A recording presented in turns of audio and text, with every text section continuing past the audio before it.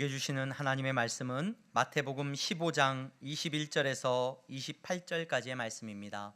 마태복음 15장 21절에서 28절까지의 말씀을 제가 봉독하겠습니다. 예수께서 거기서 나가사 두로와 시돈 지방으로 들어가시니 가나안 여자 하나가 그 지경에서 나와서 소리질러 이르되 주 다윗의 자손이여 나를 불쌍히 여기소서 내 딸이 흉악하게 귀신 들렸나이다 하되 예수는 한 말씀도 대답하지 아니하시니 제자들이 와서 청하여 말하되 그 여자가 우리 뒤에서 소리를 지르오니 그를 보내소서. 예수께서 대답하여 이르시되 나는 이스라엘 집에 잃어버린 양 외에는 다른 데로 보내심을 받지 아니하였노라 하시니 여자가 와서 예수께 절하며 이르되 주여 저를 도우소서. 대답하여 이르시되 자녀의 떡을 취하여 개들에게 던짐이 마땅하지 아니하니라. 여자가 이르되 주여 올소이다마는 개들도 제 주인의 상에서 떨어지는 부스러기를 먹나이다 하니 이에 예수께서 대답하여 이르시되 여자여 내 믿음이 크도다 내 소원대로 되리라 하시니 그때로부터 그의 딸이 나으니라. 아멘. 이 시간 샤론 찬양대 하나님 앞에 찬양하시겠습니다.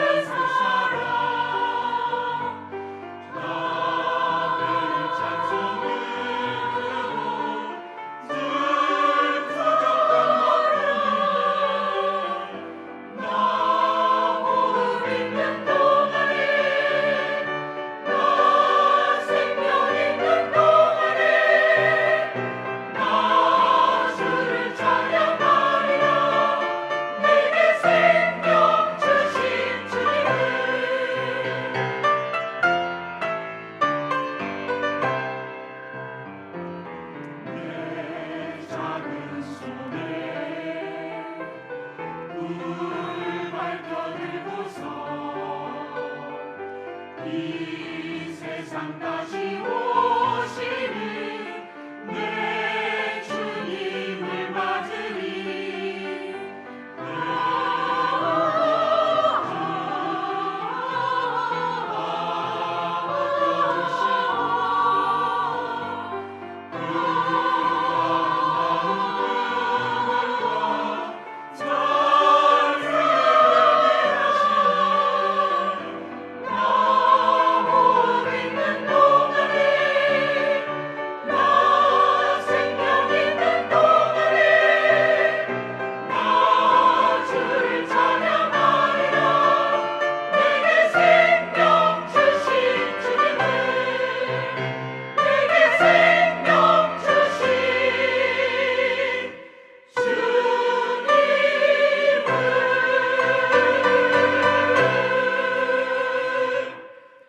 아멘.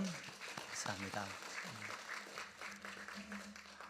시간에 우리 말씀을 나누기 전 교회 소식 듣기 전에 우리 잠깐 기도하는 시간 가졌으면 좋겠습니다. 하나님, 이 나라를 불쌍히 여겨 주시옵소서. 지금 무안에 있는 공항에서 사고로 인하여서 많은 사람이 목숨을 잃었습니다. 하나님, 이 민족을 불쌍히 여겨 주시고 우리를 긍휼히 여겨 주시옵소서. 하나님, 큰 슬픔 가운데 있는 유가족들과 하나님 고통 중에 있는 환우들을 불쌍히 여겨 달라고, 주님이 나라를 불쌍히 여겨 주시라고 그들을 위하여서 우리 다 함께 기도하겠습니다. 거룩하신 하나님, 감사합니다. 이 시간에 주님 위로하시고 주님 우리를 불쌍히 여겨 주시옵소서. 주여, 우리를 불쌍히 여겨 주시옵소서. 울고 있는 자들을 주님 불쌍히 여겨 주시고, 주여, 우리를 불쌍히 여겨 주시옵소서. 이 민족을 불쌍히 여기시고 아버지 하나님, 어지러움 속에서 아파하고 있는 이들을 주님 위로하여 주시옵소서.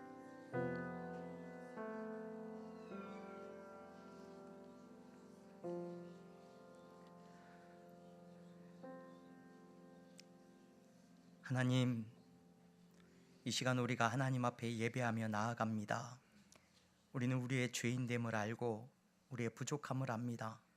주님, 이 시간에 우리가 예배하며 주님 앞에 기도하는 것은 주님 우리를 불쌍히 여겨주시고 아버지 하나님, 아픔과 슬픔 가운데 있는 이들을 주님 위로하여 주시옵소서. 아버지 하나님, 이 민족을 불쌍히 여기시고 하나님의 공의와 정의가 강같이 흐르게 하시고 이 땅 가운데 하나님의 기뻐하시는 모습이 회복되어질 수 있도록 축복하여 주시옵소서.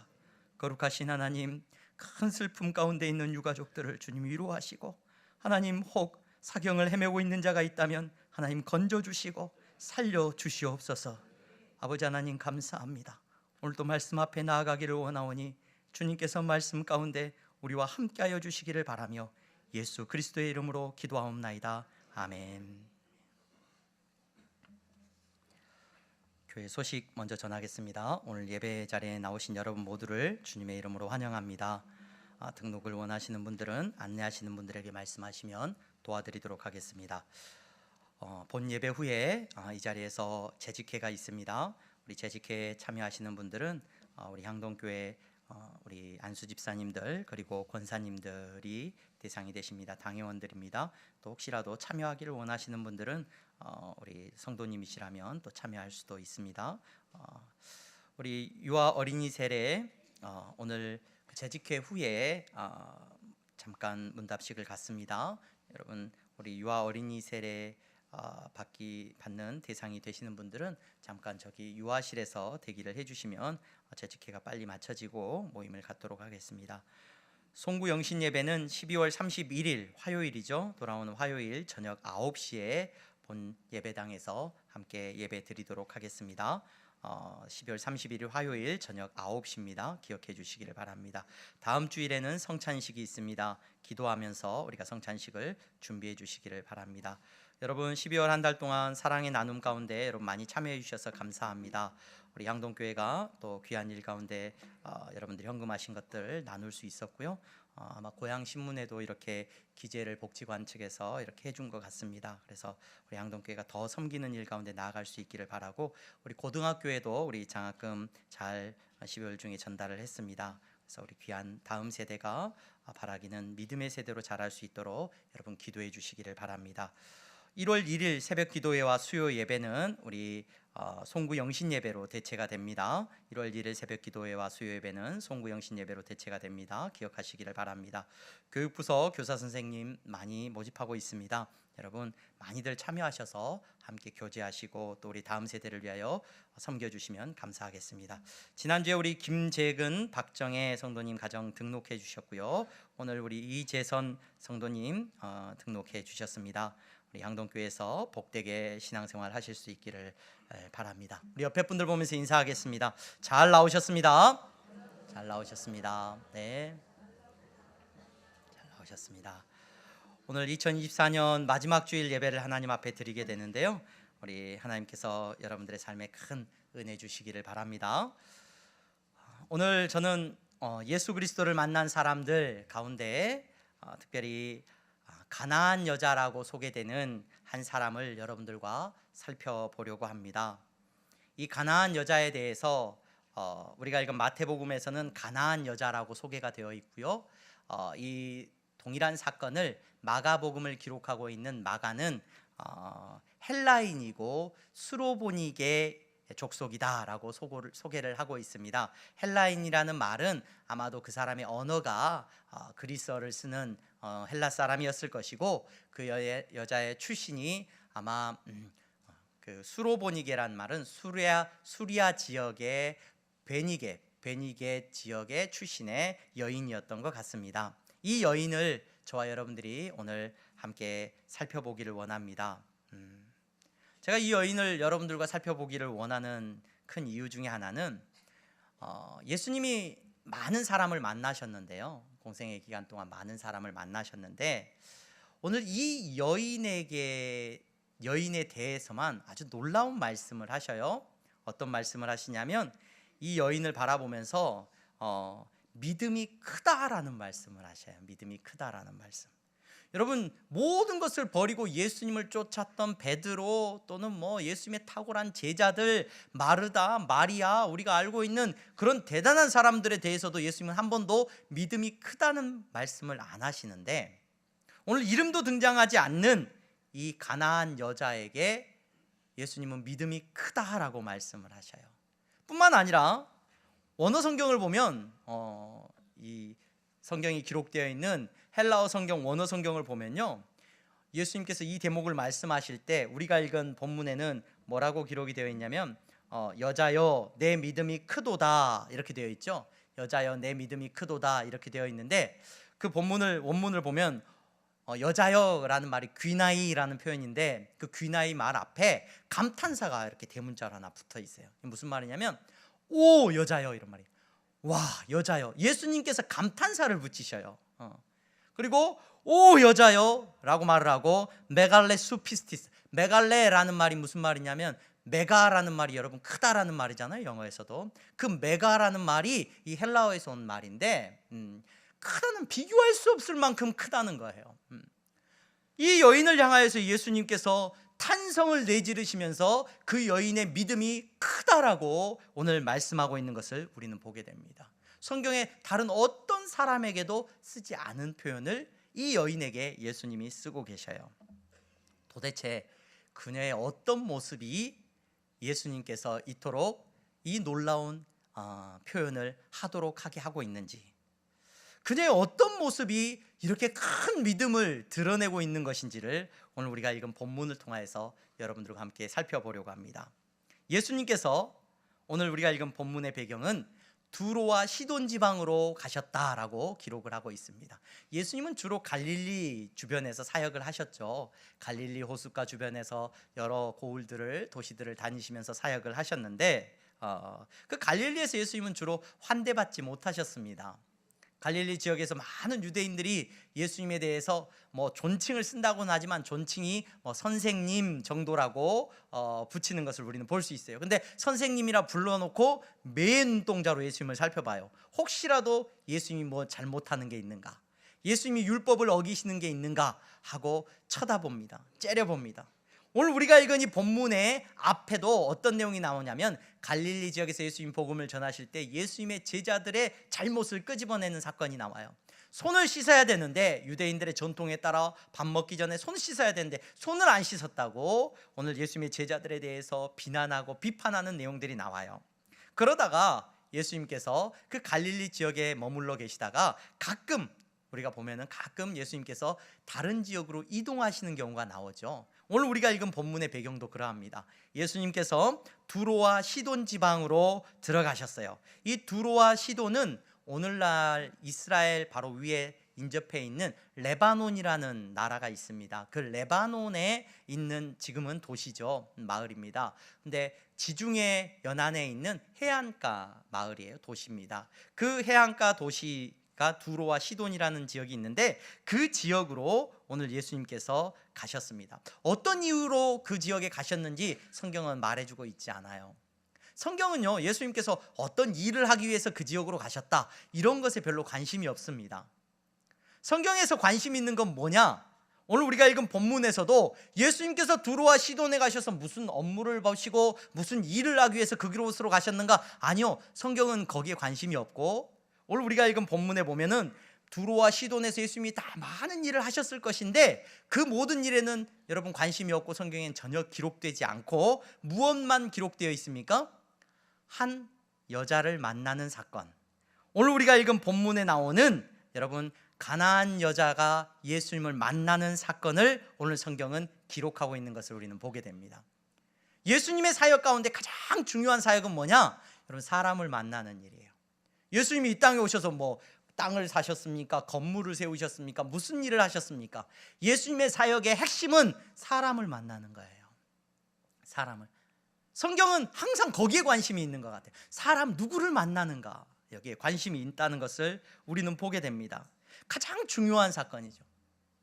오늘 한 해를 보내면서 오늘 예배의 자리에 나오신 여러분, 한 해 동안 여러분들의 삶 가운데 많은 일이 있었을 줄로 압니다. 뭐 좋은 것을 샀을 수도 있고 뭐 좋은 일을 했을 수도 있습니다. 근데 여러분들의 인생 가운데 가장 중요한 일은 무엇이었느냐? 누군가를 만난 일이에요. 여러분들의 삶 속에서 누군가를 만났다면 여러분 그 만남이 어쩌면 다른 어떤 것보다도 가장 중요한 일이었을 것입니다.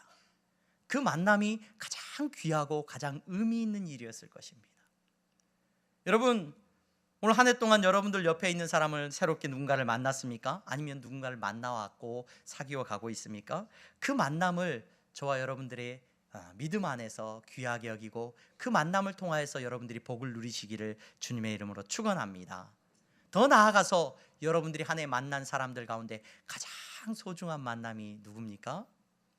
예배를 통하여서 말씀을 통하여서 예수님을 듣고 예수 그리스도 그분을 내 삶 속에 인격적으로 고백하고 그분의 말씀 가운데 나아가는 이 일이야말로 여러분 다른 어떤 일보다도 소중하고 의미 있는 일이라는 것을 놓치지 않는 저와 여러분들이 되기를 소망합니다. 여러분 예수님께서 지금 한 여자를 만나고 계시죠. 가나안 여자, 수로보니게 여자, 수리아의 베니게라고 하는 지역의 출신 여자입니다. 그 여자에 대해서 뭐 어떤 지역의 사람일까, 누구일까, 그가 어떤 말을 썼을까 여러 우리가 관심이 갈 수도 있지만 오늘 성경이 가나안 여자 또는 뭐 헬라인 여자라고 말하는 그 말 속에서 우리가 놓치지 말아야 될 것은 뭐냐면요, 이 말을 사용하는 순간 이스라엘 사람들이나 유대인들이나 또는 구약의 문화와 성경 안에서 만나는 모든 사람들, 많은 사람들이 이 여인에 대한 설명을 딱 듣는 순간 이 여인은 어떤 사람이냐? 믿음 또는 구원을 받는 은혜 또는 하나님의 백성, 이런 것과는 전혀 거리가 먼 사람이라는 것을 이 가나안 여자라는 말 속에 다 담아내고 있다는 것을 우리는 기억해야 됩니다.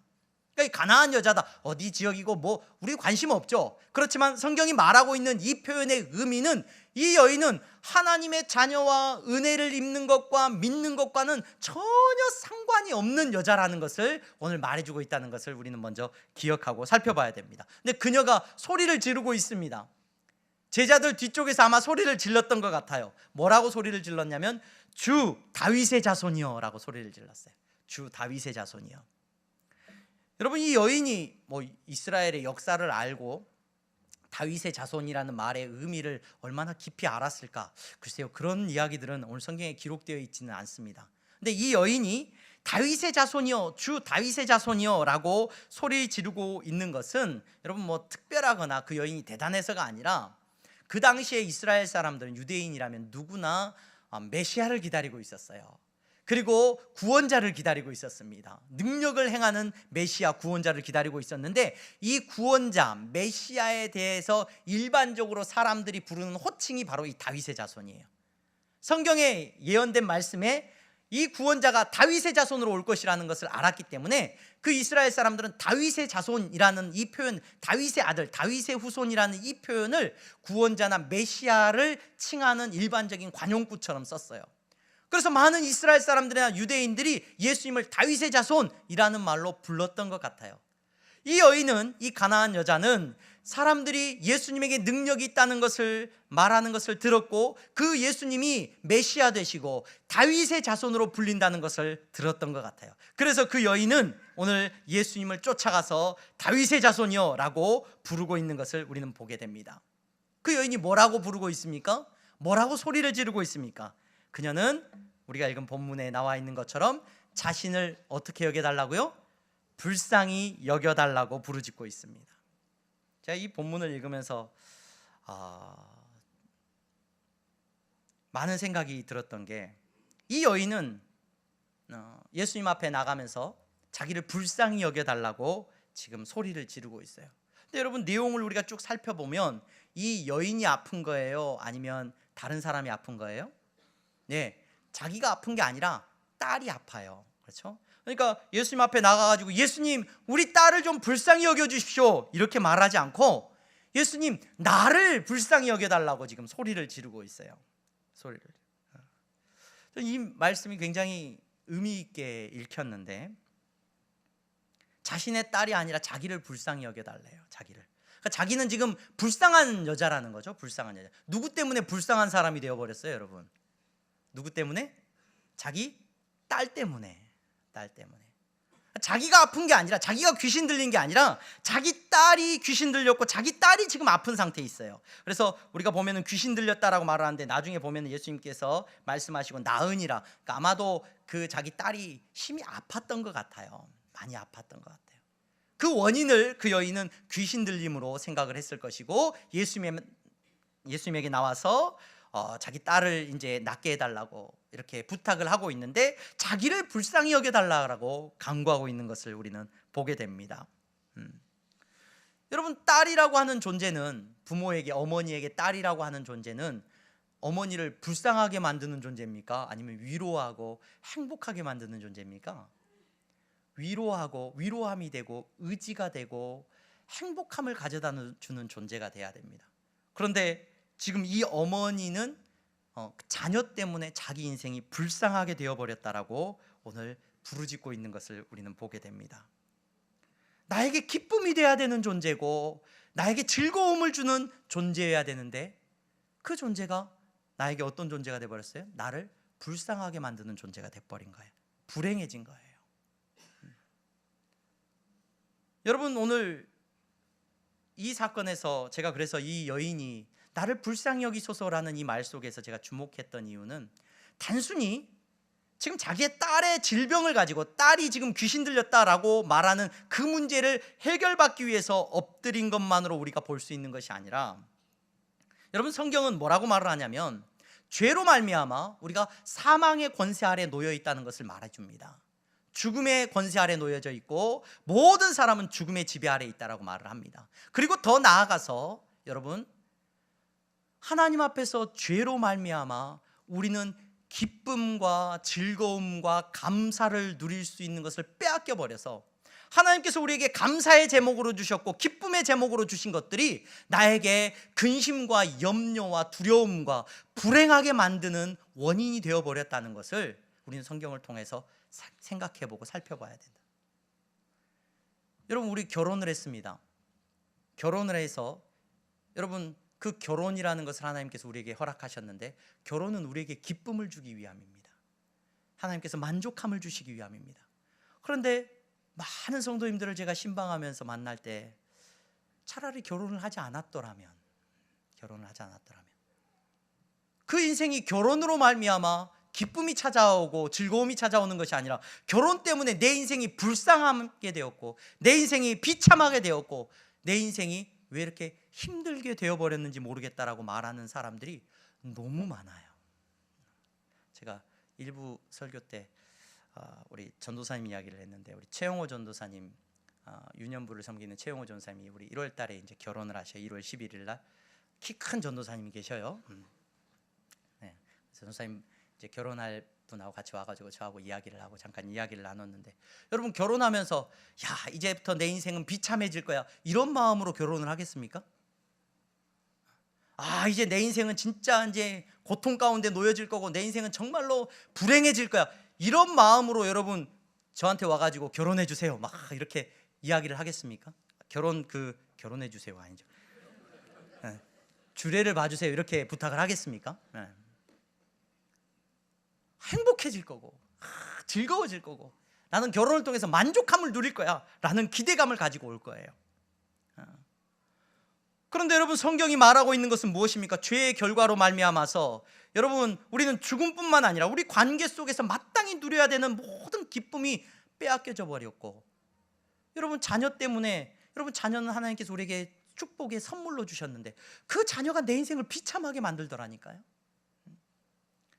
여러분, 이 여인의 부르짖음은 단순히 자녀의 고통을 낫게 해달라는 것을 뛰어넘어서 여러분, 성경 속에 등장하는 모든 인류가 하나님 앞에서 엎드려 울고 있는 슬픔입니다. 전도지 가운데 예전에 받았던 전도지, 순복음교회에서 그 전도지를 많이 썼던 것 같아요. 거기에 보면 행복으로의 초대라는 제목이 붙어 있어요. 참 좋았던 것 같아요. 그 문구가 참 의미가 있는 것 같아요. 여러분, 오늘 예배의 자리에 나오신 여러분, 하나님께서 여러분들에게 허락하신 그 기쁨들이 회복되어지는 은혜가 있기를 주님의 이름으로 축원합니다. 하나님께서 여러분들에게 만나게 하신 만남이 여러분들에게 기쁨이 되고 즐거움이 되기를 간절히 소망합니다. 자녀가, 아내가, 남편이, 여러분들이 허락하신 부모님과의 관계가 여러분들에게 저주가 아니라, 내가 우리 부모 때문에 내 인생이 비참해졌노라고 말하는 것이 아니라 하나님께서 허락하신 그 모든 만남이 여러분 기쁨과 즐거움으로 회복되어지는 은혜를 누리시기를 간절히 소망합니다. 여러분, 이 여인이 지금 절규하고 있어요. 예수님, 다윗의 자손이여 나를 좀 불쌍히 여겨주십시오. 불쌍히 여겨주십시오. 이 여인이 그렇게 간절히 지금 부탁을 하고 있는데 이 여인의 그 부탁을 예수님께서 거절하시죠. 거절하셔요. 근데 그냥 거절하시는 것이 아니라 오늘 우리가 읽은 본문을 찬찬히 살펴보면 무려 몇 번이나 거절하시냐면요, 3번이나 거절하셔요. 3번이나. 처음에 그 여인이 제자들 뒤에서 쫓아오면서 막 예수님에게 소리를 지릅니다. 예수님, 나를 불쌍히 여겨주세요. 그러니까 23절 말씀을 우리가 보았는데 예수님께서 뭐라고 하셔요? 한 말씀도 대답하지 아니하시니 그래요. 살려달라고 소리치는데 예수님께서 철저하게 무시하십니다. 한 말씀도 대답을 안 하세요. 첫 번째 거절하셨어요. 제자들이 듣다 제자들이 와서 예수님한테 말합니다. 예수님, 저 여자가 우리 뒤에서 계속 소리 지르니까 저 사람을 좀 보내시든지 좀 낫게 하시든지 어떻게 좀 처리를 좀 해주십시오 라고 말을 하니까 예수님께서 24절에 이렇게 대답하십니다. 나는 이스라엘 집에 잃어버린 양 외에는 다른 데로 보내심을 받지 아니하였다. 저 사람은 나와 상관이 없다. 마치 조롱하는 것처럼 예수님이 답을 주셔요. 여러분, 사실 예수님께서는 이 땅에 오셔서 온 인류를 구하기 위해서 이 땅에 오셨다 우리가 쉽게 말을 합니다. 근데 여러분, 맞죠? 궁극적으로는 그 예수님의 사역이 온 인류를 구원하시기 위한 사역이셨죠. 그래서 오늘 우리가 이스라엘과는 거리가 너무나도 먼 이 대한민국, 이 동양의 맨 끝에 있는 이 대한민국이 하나님 앞에서 예배하며 예수 그리스도로 말미암아 우리가 구원을 얻었음을 찬양하고 노래하고 있습니다. 예수 그리스도 그분은 온 인류를 구원하기 위하여 오셨죠. 그런데 여러분, 성경을 보면은 예수님의 사역은 누구에게 집중되어 있냐면 이스라엘에게 집중되어 있다는 것을 우리는 알 수 있어요. 예수님이 막 배 타고 로마로 가셔서, 예수님 정도의 능력이 있으신 분이 배 타고 로마로 가가지고 로마의 황제를 막 변화시키시고 막 배 타고 아프리카를 가시고 동양을 가시고 이렇게 안 하셔요. 예수님은 공생의 3년 동안에 누구에게만 복음을 전하시냐면 이스라엘 사람들에게 복음을 전하시는 데 집중하셔요. 그게 예수님의 사역이에요. 그리고 그들을 통하여서 율법으로 인하여서 하나님의 자녀 되었다라고 말하고 있는 그들에게 여러분 구원의 놀라운 은혜를 말씀하시고 그들에게 하나님의 자녀가 되는 놀라운 역사가, 회복의 역사를 선포하신 이후에 그들로 하여금 축복의 통로가 되어 땅끝까지 복음을 전하도록 하시는 것이 예수님의 사역이었다는 것을 우리는 알 수 있어요. 여러분, 그래서 예수님의 사역은 분명히 맞습니다. 누구에게 집중되어 있는 사역이에요? 이스라엘 사람들에게 집중되어 있는 사역이었단 말이에요. 그래서 오늘 예수님께서 그 가나안 여자가 도와달라고 말을 할 때 이 여자가 아마 뭐 헬란 말로 소리 질렀는지 모르겠어요. 소리를 지를 때 예수님께서는 쳐다도 안 보시고 지금 그 여인의 부탁을 거절하고 계시는 겁니다. 예수님께서 막 길을 가시는데 제자들이 막 불러 세운 거죠. 막 그래서 예수님하고 이야기를 하는 거예요. 막 예수님 저 사람을 좀 낫게 해주셔야 되지 않겠습니까? 발걸음을 예수님 멈추시니까 그 사이에 잠깐 틈이 생긴 것 같아요. 그러자 그 여인이 지금 예수님 앞으로 달려 나왔습니다. 잠깐의 틈 사이에 그 여인이 예수님 앞에 나와가지고 예수님 앞에 엎드렸습니다. 예수님 얼굴 보고 부탁을 하려고. 얼굴 보고. 예수님 얼굴 앞에서 부탁을 하면 여러분 아무리 예수님이 거절했지만 그 얼굴을 보고는 차마 거절하지 못하지 않을까. 운전을 하면서도 그런 이야기를 하더라고요. 이렇게 끼어들기를 할 때 일부러 어떻게 해요? 창문을 내리고 손을 들고 얼굴을 직접 보고 부탁을 하면 잘 이렇게 해준대요. 잘 이렇게 들여보내준대. 저희 아내가 그걸 잘하더라고요. 창문을 내리고 잘 이렇게 부탁을 잘하던데. 여러분 이 여인도 지금 예수님 얼굴 앞에서 지금 엎드렸어요. 그래가지고 예수님 나를 좀 불쌍히 여겨주시고 저를 도와주세요 부탁을 했습니다. 차마 얼굴 보고 예수님이 거절을 하시겠어? 26절에 그런데 예수님이 뭐라고 거절을 하시냐면 거의 욕설에 가까운 표현으로 이 여인의 부탁을 거절하십니다. 대답하여 이르시되 자녀의 떡을 취하여 개들에게 던짐이 마땅하지 아니하니라. 그 여인을 지금 뭐라고 비유한 거예요? 예, 개라고 비유한 거예요. 개라고. 개들에게 자녀의 떡을 취하여 개들에게 던짐이 마땅하지 아니하니라. 예수님의 얼굴 보고 거의 욕하시는 거예요. 제가 히브리어를 공부하면서 이스라엘 갔더니 친구들이 한국에서는 히브리어를 공부할 때는 그러지 않았는데 이스라엘에서 그 히브리어를 같이 공부했던 친구들이 욕을 가르쳐 주더라고요. 욕을. 히브리 욕을 이스라엘어로. 그 욕이 이 단어가 들어가요. 히브리어로 벤이라는 말이 아들이거든요. 벤 다음에 이 멍멍이 켈레브예요. 켈레브. 벤 켈레브 그러면 욕이 돼요. 욕.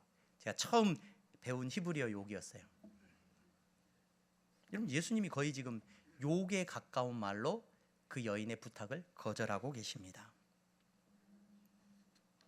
그러자 이 여인이 뭐라고 대답을 합니까? 네, 제가 개 맞아요. 근데 개들도 제 주인의 상에서 떨어지는 부스러기를 먹나이다. 이렇게 답을 합니다. 예수님이 이 답을 듣자마자 뭐라고 말씀하시냐면 오라는 감탄사가 예수님의 입에서 터져 나옵니다. 오 귀나이, 오 여자여, 내 믿음이 크다라고 예수님께서 말씀하십니다. 여러분, 그래 믿음이 크구나. 그래 믿음이 크다는 건 그래서 뭘 말하는 거예요? 자존심이 상해도 끝까지 들러붙는 거, 이게 믿음이 큰 거 아니겠어? 포기하지 않는 거, 그래 끝까지 포기하지 말자, 이게 큰 믿음 아니겠어? 이건 여러분 증상이에요. 이게 무슨 말이냐면 이건 겉으로 드러나는 증상이지 큰 믿음에 대한 설명은 아니에요.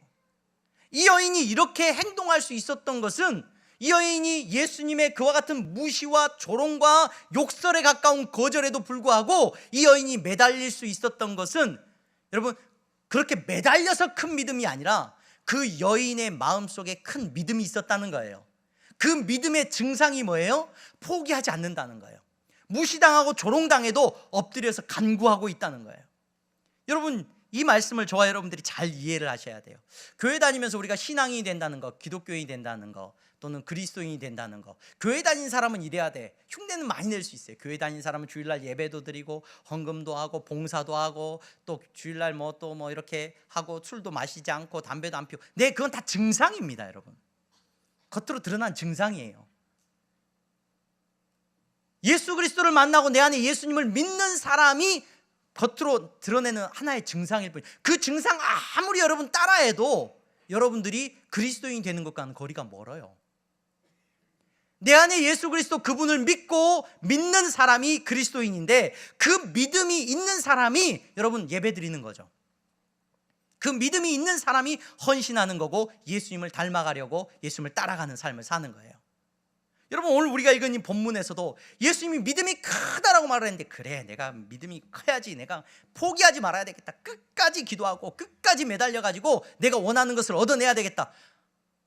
오늘 우리가 읽은 본문은 그걸 말하고 있지 않아요.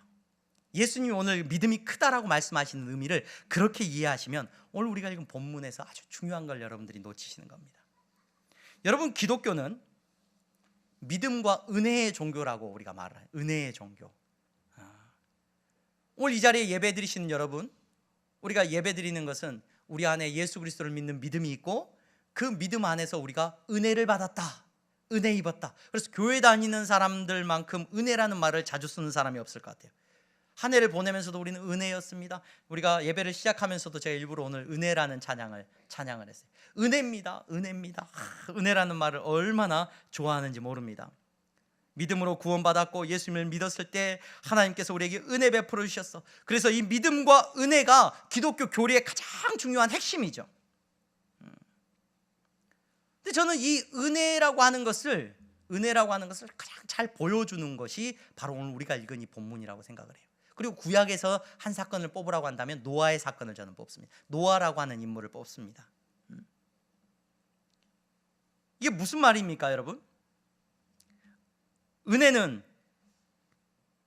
무엇을 말합니까? 내가 조건 없이 예수 그리스도를 믿으면 하나님께서 나를 사랑해 주시고 나를 구원해 주시고 나를 낫게 하시고 치유하시고 죽음의 권세로부터 나를 건져 주셨어. 이게 은혜지, 은혜. 은혜지. 자, 이 여인이 지금 예수님 앞에 엎드려서 은혜를 구하고 있어요. 예수님, 나를 좀 불쌍히 여겨 주십시오. 나를 이 불쌍한 이 상황에서, 나를 이 비참한 상황에서 좀 건져 주십시오. 내 딸을 좀 낫게 해 주십시오. 지금 부탁을 하고 있어요. 자, 예수님께서 그 여인에게 여러분 대답하고 계시는데, 이 여인에게 은혜는 그 딸이 나음을 입는 거예요. 근데 예수님께서 그 여인을 당연히 고쳐 주셔야 됩니까? 아니면 예수님의 선택입니까? 예수님은 반드시 고쳐 주셔야 됩니까? 예수님은 그 여인을 반드시 낫게, 그 여인의 딸을 낫게 해주셔야 됩니까? 예수님 당연히 낫게 해주셔야죠. 왜요? 예수님이 빚을 지셨나요? 아니면 예수님이 돈을 받으셨나요? 목사님, 예수님은 사랑의 하나님 아니십니까? 그래도 그 불쌍히 여기는 마음을 갖고 낫게 해주셔야, 당연히 고쳐주셔야 되지 않겠습니까? 여러분, 그렇지 않습니다. 당연한 것입니까? 그렇지 않습니다. 은혜를 잘못 생각하는 분들이 많으셔요. 당연히 나를 영접해 줘야 돼요. 당연히 나를. 여러분, 유대인들도 믿음으로 구원받는다라고 말을 합니다. 믿음으로 구원받는다라고 말을 해요. 근데 유대인들은 믿음으로 구원받는다라고 말을 하면서 그들은 하나님 앞에서 자기들의 구원이 당연해요. 왜? 하나님께서 우리에게 율법을 주셨고 그 율법을 지키고 우리는 믿음을 가졌으니 하나님은 이 민족을 구원해 주셔야 돼. 하나님 앞에 나가면 우리는 다 구원받는 하나님 나라의 백성이 된다는 거예요. 이것이 유대인들이 갖고 있었던 생각이에요. 제가 여러분 구약에서 노아라고 하는 인물을, 이 은혜를 가장 잘 설명하고 있는 인물이라고 말씀을 드렸어요. 노아의 방주 사건 여러분 잘 아실 거예요. 근데 노아의 방주 사건의 배경이 되는 내용들을 보면은 그 땅의 모든 사람들이 다 범죄하여서 하나님으로부터 멀어져 있었어요. 그런데 노아를 이야기할 때 성경이 뭐라고 이야기하고 있냐면은, 창세기 6장에 뭐라고 기록을 하고 있냐면은, 노아는 여호와께 은혜를 입었더라라고 말이 돼 있어요. 이 말이 무슨 의미입니까? 하나님이 노아를 그냥 탁 꼭 집어가지고 노아만 하나님이 사랑해 주시고 노아는 그냥 무조건 구원, 노아는 그냥 은혜 입은 사람, 이렇게 해주시는 겁니까? 그렇지 않다는 거예요. 노아는 여호와께 은혜를 입었다라고 하는 이 표현은 모츠 햄베 에이나이라는 말이에요. 이게 무슨 말이냐면 모츠 찾다라는 말이에요. 은혜를 베 에이나이, 여호와의 눈에서, 그의 눈에서 은혜를, 노아만 하나님의 눈에서 은혜를 바라보고 하나님 살려주세요 라고 엎드려 있었던 사람이라는 거예요. 여러분, 이게 은혜입니다.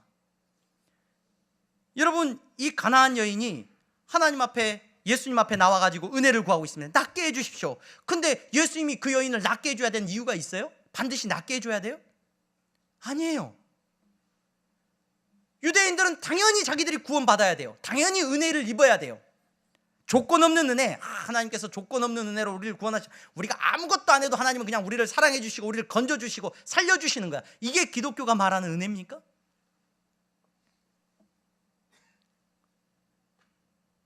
교회 나왔어. 나는 교회 예배 드렸어. 내가 예수님을 알아. 예수님을 믿어. 아, 나 예수님 믿어요. 나 교회도 나왔어요. 봉사도 했어요. 내가 뭐 하나님 앞에 헌금도 했어요. 또는 뭐 성경도 읽었어요. 그러면 예수님은 여러분들을 당연히 사랑해 주셔야 됩니까? 여러분들 당연히 사랑하십니까? 하나님은? 하나님께서 여러분들 당연히 구원해 주십니까? 그러니까 은혜는 하나님 내가 이렇게 했으니까 당연히 나는 조건 없는 은혜로 더 헌신하지 않아도, 더 헌금하지 않아도 하나님은 나를 구원해 주시고 사랑해 주셔야 됩니까? 여러분, 그런 마음을 갖고 있는 분이라고 한다면 오늘 이 여인에게 보여주신 예수님의 3번의 거절은 엄청난 상처일 거예요.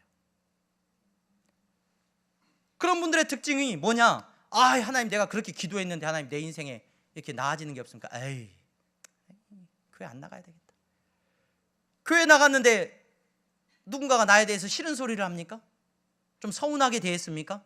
에이, 교회 가면 뭐 해줘야 돼요? 당연히 나를 사랑해줘야 돼. 당연히 나는 사랑받는 존재가 돼야 되고 나는 은혜 입은 사람이 돼야 돼. 왜요? 내가 교회 나갔는데, 내가 하나님을 믿는데 조건 없이 하나님 나를 사랑해 주셔야지. 여러분, 이렇게 생각한다면 오늘 여러분 이 여인이 견디는 이 안타까운 상황을 여러분 견딜 수 없을 거예요. 내 안에서 욕이 나올 거예요. 여러분, 근데 이 여인은 뭐라고 말을 합니까? 네, 내가 걔 맞습니다. 내가 걔 맞습니다. 이게 무슨 말이냐면 여러분, 이게 무슨 의미냐면요, 나는 죄인이 맞습니다. 나는 죄인입니다. 예수님께서 나에게 은혜 베푸지 않으신다면 당연합니다. 당연합니다. 그래서 이 여인이 뭐라고 말하냐면 주여 올소이다마는 내 예수님 말씀이 다 맞습니다. 나는 은혜 입을 만한 자격이 없는 사람이고 나는 사랑을 받을 만한 자격이 없는 사람 맞습니다. 올소이다. 그런데 나를 불쌍히 여겨주십시오. 개들도 주인의 상에서 떨어진 것을 받아 먹지 않습니까? 나를 불쌍히 여겨 주시옵소서. 여러분, 이게 은혜입니다.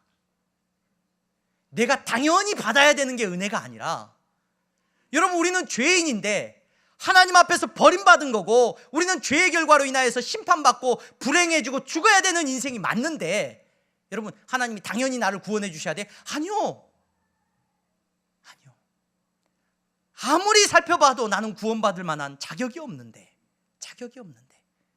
당연히 버림받아야 되는데. 그래서 어떤 목사님이, 독일의 한 신학자 목사님이 그런 얘기를 합니다. 천국에 가는 사람들은 놀라는 사람들이 천국 간다. 내가 천국에 갔어. 나 같은 사람이 천국에 갔어. 나 같은 사람이. 아니, 나 같은 죄인이 어떻게 하나님 나라의 백성이 됐담? 이게 성경이 말하고 있는 은혜입니다. 여러분, 주여 올소이다마는, 주님 맞습니다. 나는 죄인 맞습니다. 나는 은혜 받을 만한 어떤 자격도 없는 사람이고 나는 주님이 환대해 주시고 내 기도를 들어줄 만한 어떤 이유도 갖지 못한 사람입니다만은 주님, 나를 불쌍히 여겨 주시옵소서. 이것이 성경이 오늘 말하고 있는 큰 믿음입니다. 네가 큰 믿음을 가졌다라고 말하는 거야. 야, 나는 믿음이 세. 나는 절대 포기하지 않거든. 나는 믿음이 세가지고 세상을 바꿀 수 있고 나는 대단한 능력의 사람이거든. 아니요, 여러분, 그건 큰 믿음이 아닙니다. 성경이 말하고 있는 큰 믿음은 뭐냐면 하나님 앞에서 자격 없음을 알고 죄인됨을 아는 것이 큰 믿음입니다. 도무지 구원받을 수 없는 죄인이라는 것을 알고 그분 앞에 엎드리고 또 엎드리는 것이 성경이 말하고 있는, 여러분, 큰 믿음입니다. 그러므로 그리스도인들에게 포기라는 단어는 어울리지가 않죠. 원래 자격이 없어요. 원래 내가 이 땅에서 누릴 수 있는 게 없어요. 원래 내가 당연히 가져야 되는 거, 그런 거 없습니다. 그래서 자존심이요? 그런 거 없습니다. 하나님 앞에서 내가 어떤 사람입니까? 은혜 아니면, 하나님이 나를 불쌍히 여겨주지 않으셨으면 아무것도 아니라는 것을 기억하는 것이 그리스도인이라는 것을 잊지 마시기를 바랍니다.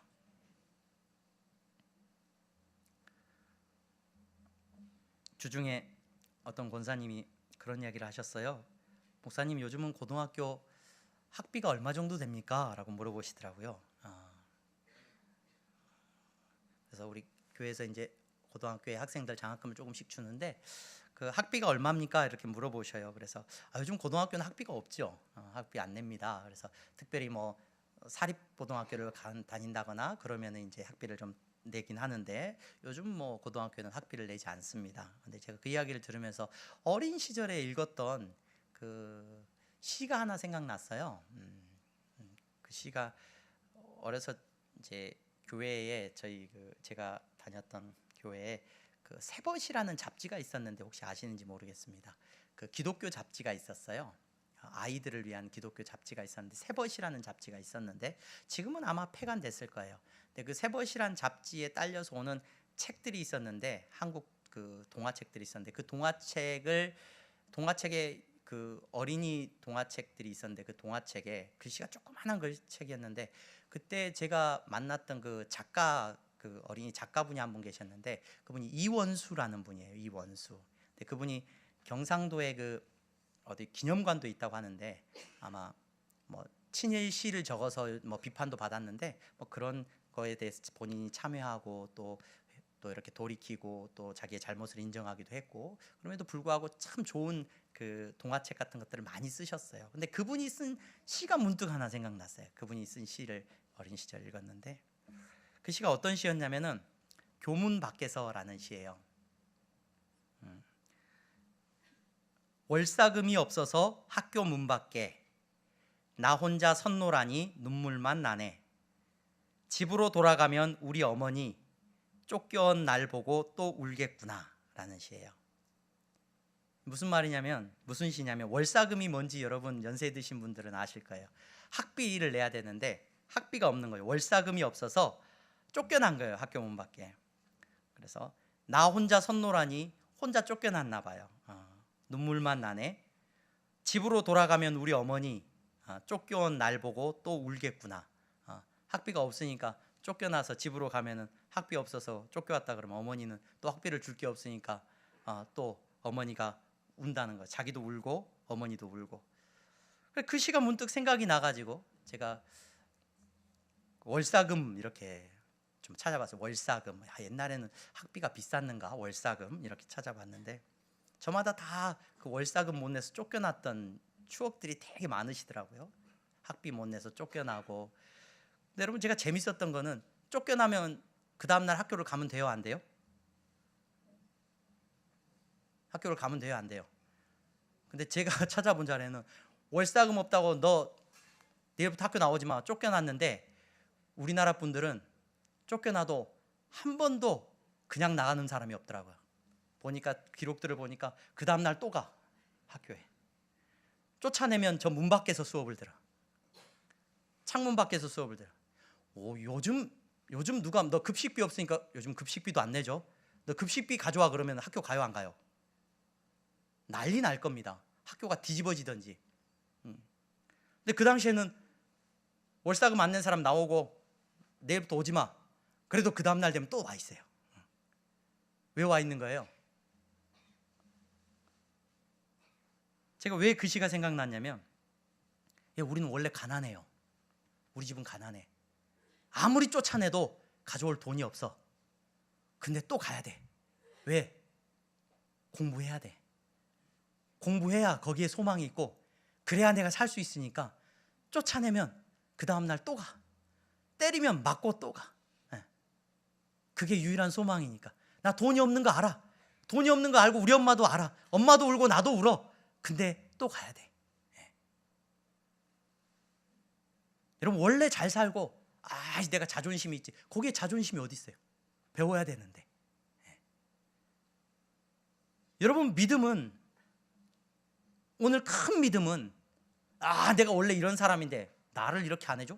내가 이렇게 기도했는데 마땅히 내가 누려야 되고 마땅히 이 땅 가운데서 내가 뭔가를 얻어야 되고 나는 의대 받은 사람이고 나는 이렇게 섬기는 사람이니까 나는 믿음이 큰 사람이고 웃기는 얘기입니다. 그런 사람이 어디에 믿음이 크다고 성경이 말을 하고 있습니까? 믿음이 큰 사람들은 다 한결같이 이야기합니다. 주여 나는 맞습니다. 죄인 맞습니다. 아무리 생각해봐도 나는 자격이 없습니다.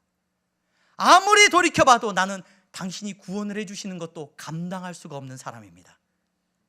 그러나 주님 나를 불쌍히 여겨 주십시오. 이것이 성경이 말하고 있는 큰 믿음입니다. 다가온 한 해 여러분 은혜 가운데 살아가시는 저와 여러분들이 되기를 소망합니다. 한 해 동안 여러분들의 삶에 근심이 있고 염려가 있고 두려움이 있습니까? 우리 주변을 바라보면서 절망 가운데 우리가 살아가고 있습니까? 은혜 아니면 우리 살 수 없습니다. 예, 원래 우리는 연약합니다. 원래 우리는 부족합니다. 우리 민족이 언제부터 그렇게 잘 살았습니까? 언제부터 이렇게 많은 것들을 누리는 게 당연해졌습니까? 우리의 자녀들에게도 마찬가지입니다. 여러분, 우리의 배고픔과 우리의 굶주림과 우리의 슬픔도 당연하지 않은 것처럼 우리는 여기는 세대에 살고 있습니다. 그러나 이 자리에 나오신 여러분, 우리는 은혜 아니면 살 수 없는 사람이라는 것을 잊지 마시기를 바랍니다. 그것이 그리스도인들의 믿음의 모습이고 믿음의 본질이라는 것을 놓치지 마시고, 한 해도 포기, 우리는 그런 단어 모릅니다. 우리는 원래 죄인이기 때문에, 은혜 아니면 살 수 없기 때문에 내쫓으면 또 가서 무릎 꿇고, 내쫓으면 또 가서 무릎 꿇고 하나님 앞에 구하는 것이 우리의 모습이라는 것을 잊지 마시고 살아갈 수 있는 저와 여러분들이 되시기를 주님의 이름으로 축원합니다. 기도하겠습니다. 거룩하신 하나님, 감사합니다. 사랑하는 성도들을 지켜주시고 저들의 삶 속에 예수 그리스도를 믿는 믿음을 주셨으니 내가 죄인 된 것을 알고 그분 앞에 다시금 무릎 꿇고 다시금 무릎 꿇는 주님 믿음을 허락하여 주시옵소서. 예수 그리스도의 이름으로 기도하옵나이다. 아멘.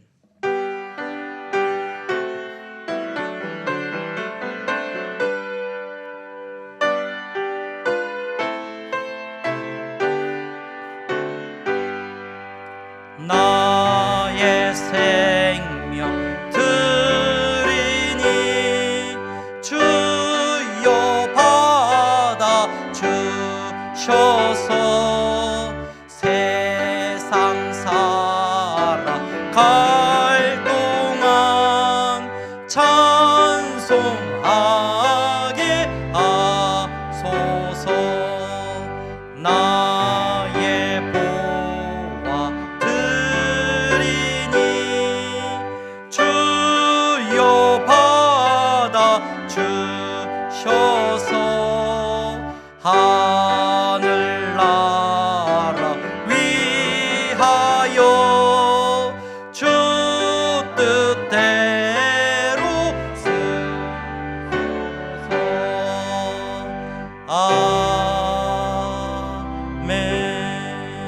아멘. 하나님 감사합니다. 사랑하는 성도들, 이 시간 하나님 앞에 예배합니다. 우리를 살리시고 우리를 불쌍히 여기신 그 놀라운 은혜 앞에 우리가 예배하게 하시니 감사합니다. 이 시간 물질을 구별하여 드렸습니다. 정직한 11조와 감사의 예물을 드렸습니다. 이 물질을 드림이 하나님 정말로 내가 당연히 하나님 앞에 드려야 되는 것을 드림이 아니라, 하나님 내가 정말로 내 능력으로 드리는 것이 아니라, 하나님 주님께서 은혜 주셔서 그 은혜 앞에서 내가 믿음을 고백하는 놀라운 믿음으로 드리는 예물이오니 주님이 기뻐 받아 주시옵소서. 그래서 사랑하는 성도들이 어디로 가든지 무엇을 하든지 저들의 하나님의 은혜 입은 자녀가 되게 하여 주셔서 저들을 통하여서 하나님의 능력이 나타나기를 원합니다. 가는 곳마다 저들을 통하여서 하나님의 일하심이 선포되게 하여 주시옵소서. 하나님의 나라를 위하여 아버지 하나님 건축헌금을 드리고 선교헌금을 드리고 장학헌금을 드렸습니다. 저들의 헌신을 통하여서 하나님의 나라가 이 땅 가운데 세워지게 하여 주시옵소서. 아버지 하나님, 경제적인 어려움 때문에 울고 있는 성도들이 있습니까? 주님 앞에 드리고 싶으나 드릴 것이 없어서 아버지 하나님 앞에 절망 가운데 울고 있는 성도들이 있습니까? 하나님, 저들을 긍휼히 여기시고 더 큰 축복과 위로를 허락하여 주시옵소서. 예수 그리스도의 이름으로 기도하옵나이다. 아멘. 다 함께 일어나서 찬양하겠습니다.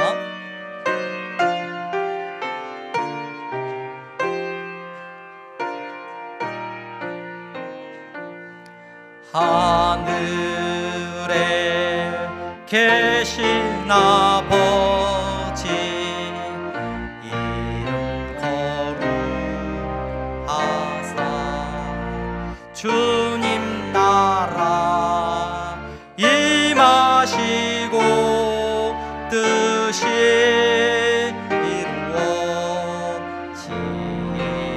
이루어지이다. 이루어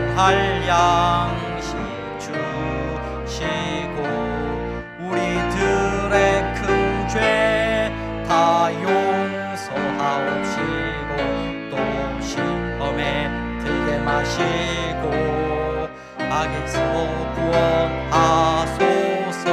대개 주의 나라 주의 권세 주의 영광 영원히 아멘.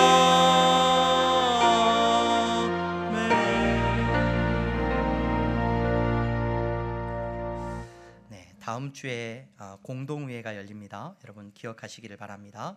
다음 주에 우리 향동교회 등록하신 분들은 참여하시는 공동회의가 열린다는 것 기억하시고 예배 마친 후에 우리 재직들은 가지 마시고 이 자리에 남아주시기를 바랍니다. 기도하겠습니다. 주 예수 그리스도의 은혜와 하나님 아버지의 사랑하심과 성령의 교통 충만하심이 예수 그리스도를 믿는 믿음 안에서 내가 죄인 된 것을 알고 그분의 은혜를 구하며 엎드려 있는 사랑하는 성도들의 머리머리 위에 이제부터 영원토록 함께 있을지어다. 아멘.